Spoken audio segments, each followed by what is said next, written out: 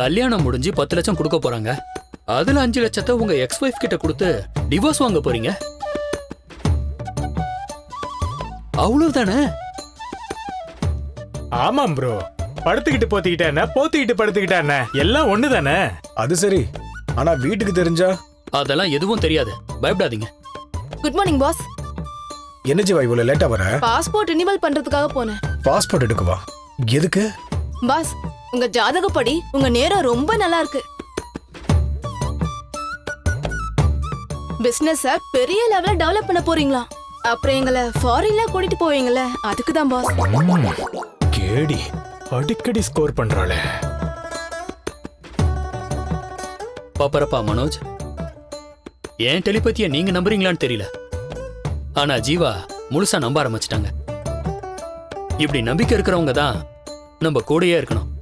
ஆனாலும் எனக்கு ஒரு சின்ன பயம் இருக்கு. என்ன? நேத்து டிவில ஒரு நியூஸ் பார்த்தேன். அதுல ஒருத்தன் தான் பொண்டாட்டிக்கு தெரியாம அவன் டைவர்ஸும் வாங்காம ஒரு பணக்கார பொண்ண கல்யாணம் பண்ண பாத்திருக்கான். என்ன ஏன் கதை மாதிரி இருக்கு? ஆமா பாஸ், அதனாலதான் எனக்கு பயமா இருக்கு.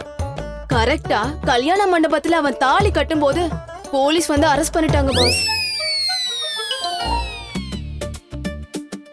சார், என்ன சார் இப்படி சொல்றா? ஏமா ஜீவா, இதெல்லாம் எதுக்குமா இங்க வந்து சொல்ற? முதல் பொண்டாட்டி போலீஸ்ல கம்ப்ளைண்ட் கொடுத்துருப்பா, அதனால போலீஸ் அரெஸ்ட் பண்ணிருப்பாங்க.